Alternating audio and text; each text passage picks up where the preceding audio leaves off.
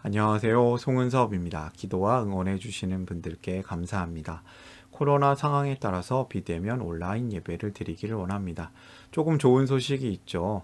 7월이 되면 마스크를 벗을 수도 있다. 코로나 상황이 완전히 종식되었으면 합니다. 기대감을 갖습니다. 그러나 방심하지 말아야겠습니다. 본 영상 설교는 새가족교회 주일 설교 메시지입니다. 교회 성도님들과 신앙생활의 새가족을 위한 쉬운 메시지를 전하기를 원합니다. 오늘 주일 메시지 하나님의 말씀은 로마서 8장 12절에서 17절까지입니다. 설교 제목은요, 위대한 유산 상속자. 오늘 설교 제목에 대한 궁금함, 기대감을 가지고 메시지로 함께 들어가 보겠습니다. 로마서 8장 17절, 17절 말씀 아랫줄에 있는 세번역 성경으로 함께 읽어볼까요? 자녀이면 상속자이기도 합니다. 우리가 그리스도와 함께 영광을 받으려고 그와 함께 고난을 받으면 우리는 하나님이 정하신 상속자요, 그리스도와 더불어 공동 상속자입니다. 상속자, 함께 영광, 함께 고난, 이러한 중요한 단어들이 있죠. 이 메시지가 교회를 한 번도 안 가본 사람들에게도 들리는 메시지가 되었으면 합니다. 물론 교회를 다녀본 사람들에게도 은혜와 도전이 되는 메시지가 되었으면 합니다. 제가 가장 원하는 것은요, 성도님들이 스스로 하나님 말씀을 직접 읽으시면서 보시면서 하나님의 은혜가 넘치는 것입니다.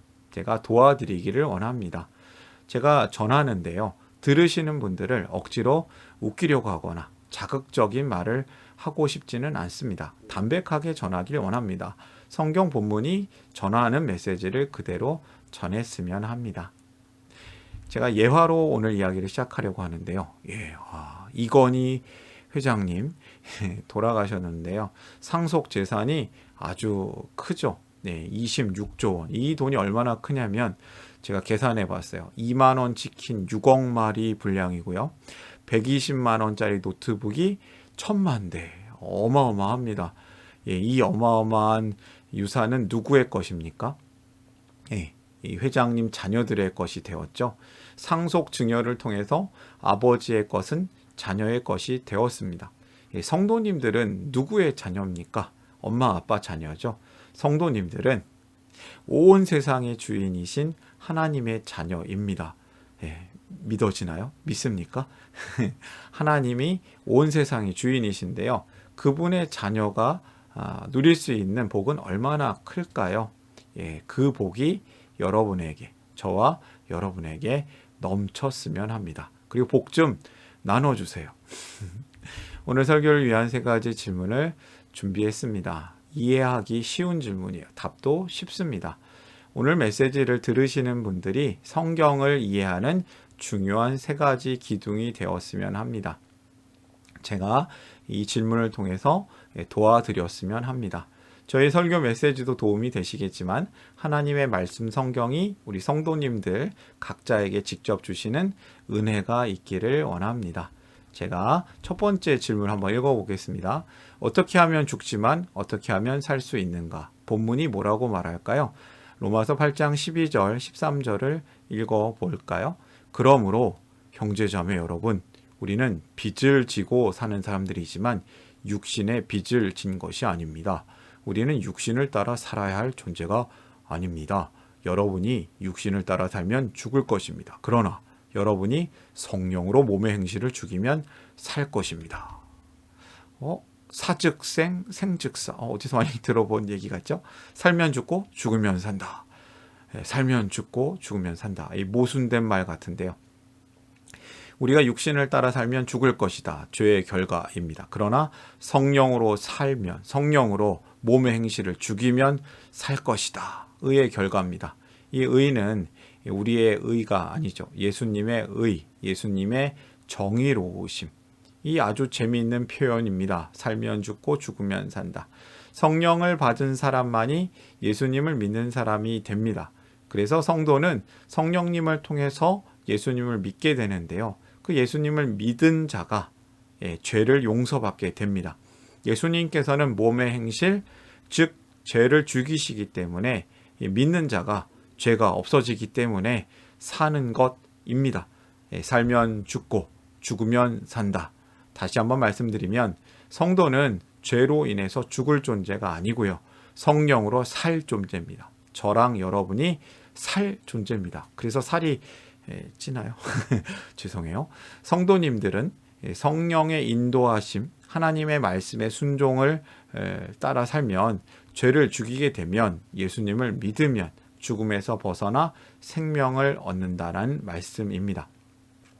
이 로마서 8장 12절이 그러므로라고 시작되는데요. 이 그러므로는 앞에서 말한 이야기를 받는 것이죠. 이 앞에서 로마서 8장 앞부분이 뭐라고 얘기하냐면 영적 원리를 얘기합니다. 우리는 죄인입니다. 이것은 나는 스스로 해결 못하는 죄인입니다. 그래서 예수님을 믿고 성령님이 깨닫게 해주는 성령님의 말씀, 하나님의 말씀을 따라 살겠습니다라는 태도로 살아야 되는 것인데, 그렇게 사는 것이 무엇이냐면 죄로 죽고 의로 살게 하시는 성령님과 함께 사는 것이다. 이렇게 교훈한 겁니다. 성령님을 마음속에 모시고 사는 성도가 어떻게 살아야 하는지를 알려주려고 합니다. 그래서 성도는 죄를 죽이고 성령으로 살아야 합니다. 성도는 죽어야 할 육신파가 아니라 살 성령파입니다. 사는 성령파입니다. 여러분, 무슨 파로 살겠습니까? 육신파입니까? 성령파입니까? 저와 여러분이 성령파로 살기를 원합니다. 어떤 사람이 하나님의 자녀입니까? 당연히 성령파죠. 14절, 15절을 읽어보겠습니다. 하나님의 영으로 인도함을 받는 사람은 누구나 다 하나님의 자녀입니다. 여러분은 또다시 두려움에 빠뜨리는 종살이의 영을 받은 것이 아니라 자녀로 삼으시는 영을 받았습니다. 그래서 우리는 그 영으로 하나님을 아빠, 아버지라고 부릅니다. 얼마나 다정한 표현일까요? 하나님을 아빠, 한번 불러볼까요? 하나님, 아빠, 도와주세요. 배고파요. 하나님, 아빠, 얼마나 친근한 표현일까요? 교회를 다니기만 하면 하나님의 자녀일까요? 그렇지 않습니다. 교회를 다니는 사람이 하나님의 자녀가 아니라 하나님의 영으로 진심으로 하나님을 믿는 자, 하나님을 따르는 자, 그 사람이 하나님의 자녀입니다. 우리가 알 수 있을까요? 목사는 알 수 있을까요? 목사님들은 막 간별해내나요? 구원 간별사가 될까요? 모릅니다. 성경은 그것을 얘기합니다. 주여 주여 하는 자마다 다 하나님 나라에 들어가는 것이 아니다. 우리는 몰라요. 근데 어떻게 하면 알 수 있을까요? 하나님 아버지의 뜻을 따라 사는 사람이 분명히 하나님의 가족이고 하나님의 자녀이다 라고 성경이 이야기합니다. 예수님이 그렇게 말씀하셨습니다. 예수님께서는 하늘에 계신 내 아버지의 뜻을 따라 사는 사람이 곧 내 형제요, 내 어머니다, 내 자매다, 나의 가족이다, 이렇게 말씀하셨습니다. 하나님의 영으로 인도함을 받는 사람이 누구나 모두 하나님의 자녀입니다. 그렇게 하나님의 자녀인 줄 모르고 살았다가 하나님의 자녀인 줄 알게 되는 겁니다. 얼마나 감격스러울까요? 이 온 세상의 주인이신 하나님께서 당신의 잃어버린 아들, 딸들을 되찾으셨습니다. 저랑 여러분들이 하나님 모르고 있었다면, 그러나 하나님을 알게 되었다면 그것이 얼마나 놀라운 일이겠습니까? 얼마나 기쁜 일일까요? 드디어 찾았다! 이제부터 나를 아빠라고 부르렴. 미운 아기 오리 이야기 생각나지 않습니까? 근데 거기에 미운 아기 오리는 없어요. 알고 보니 백조 새끼, 백조 아기였죠. 입양의 이야기가 아니라 회복의 이야기였습니다. 성령님을 통해서 어떤 일이 일어나냐면 하나님을 아빠, 아버지로 부를 수 있게 됩니다. 우리가 그렇게 하나님을 아빠라고 부르고 있습니다. 아빠라고 부를 수 있습니다. 아빠 하나님의 자녀로 살라. 두 번째 메시지입니다. 성도는 성령님을 통해 하나님을 아빠로 부를 수 있습니다. 아빠 하나님, 그 놀라운 은혜가 여러분에게 있으시기를 바랍니다. 한번 불러볼까요? 아빠. 하나님의 자녀의 특권은 무엇입니까? 아빠. 예, 자녀이면 상속자이기도 합니다. 우리가 그리스도와 함께 영광을 받으려고 그와 함께 고난을 받으면 우리는 하나님이 정하신 상속자요 그리스도와 더불어 공동 상속자입니다. 상속자가 좋은 것만 상속을 받는 건 아닙니다. 예, 빚을 상속을 받기도 해요. 그러나 하나님은 빚은 없으시죠. 그런데 우리에게 사명을 물려주셨습니다. 사명의 상속자도 됩니다. 하나님의 자녀는 하나님의 상속자입니다. 믿는 자는 하나님 나라의 영광을 함께 받는 존재입니다. 그런데 우리의 맏형, 큰 아들 대신 예수님이 고난을 받으셨습니다. 이 세상의 죄를 짊어지셨습니다. 근데 우리 또한 그 고난을 함께 받는 존재로 사는 것입니다. 예수님과 함께 그 함께 고난을 받는 자가 예수님과 함께 영광을 얻는다 했습니다. 하나님 나라의 상속자, 이 세상이 아픕니다. 이 세상이 참 아파요. 온 세상의 주인이신 하나님이 우리의 아버지이십니다. 우리는 온 세상을 함께 누릴 수 있는 존재인 하나님의 자녀인 건 분명합니다. 너무나도 분명한 메시지죠. 그런데 현실은 죄로 인해서 고통 가운데 있습니다. 불타오르고 있습니다. 왜냐하면 하나님 나라가 이미와 아직 사이에 있기 때문입니다.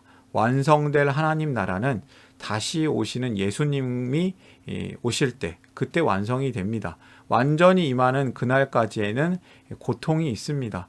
성도는 그 고난 가운데 깨어진 세상 속에서 하나님 나라 복음을 전하는 사명이 있습니다.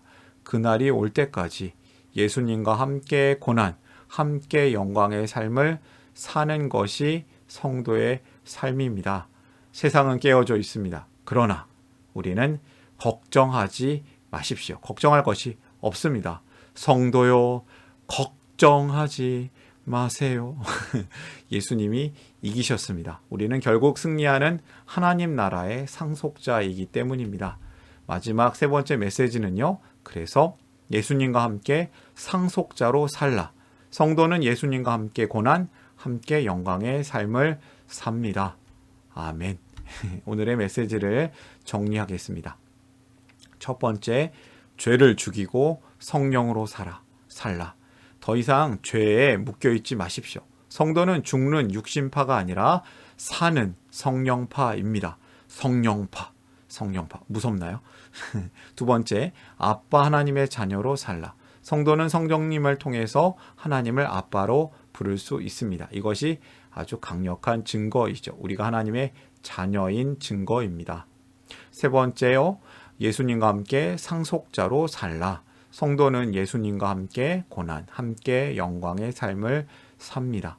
우리가 예수님 안에서 살아나고 죽음에서 살아나고 예수님과 함께 이 세상을 살아내고 예수님과 함께 이 깨어진 세상 속에서 하나님 나라 복음을 전하는 다른 일을 살려내는 복의 통로로 살기를 원합니다. 그렇게 되시기를 응원합니다. 오늘의 메시지 다시 정리하면 죄를 죽이고 성령으로 살라. 아빠 하나님의 자녀로 살라. 예수님과 함께 상속자로 살라. 세 분 하나님이 다 나와요. 성령님, 하나님, 예수님. 위대한 유산 상속자. 그 사람이 접니다. 여러분입니다. 저와 여러분이 하나님 나라의 복음 전달자, 위대한 유산 상속자로 사셨으면 합니다. 그렇게 살기를 축복합니다. 이 메시지를 보시는 분들이 함께 하나님 주시는 은혜와 평강이 가득하고 넘치시기를 바랍니다. 저를 통해 누군가의 추천과 우연한 기회로 이 메시지를 보시는 분들께 감사합니다. 모든 성도님들이 하나님 나라의 새가족이십니다. 교회 처음 나온 사람만 새가족이 아니고요. 모든 성도님들은 새로운 관계로 하나님과 살기 때문에 새가족이신 것이죠. 이 설교는 새가족을 위한 겁니다. 새가족 교회 공동체 가족과 후원자를 위한 메시지이기도 하고요. 기독교를 잠시 떠났거나 새롭게 시작하는 분들을 위한 쉬운 메시지이기도 합니다. 혹시 새가족 교회의 가족이 되거나 후원자가 되기를 원하시는 분들은 이메일로 카톡 아이디로 연락을 주시면 감사하겠습니다. 제가 부족하기 때문에 설교 메시지에 오류가 실수가 있을 수 있습니다. 알려주시면 제가 겸손하게 배우고 다음에는 고치도록 하겠습니다. 여러분들 사랑합니다. 축복합니다. 응원합니다.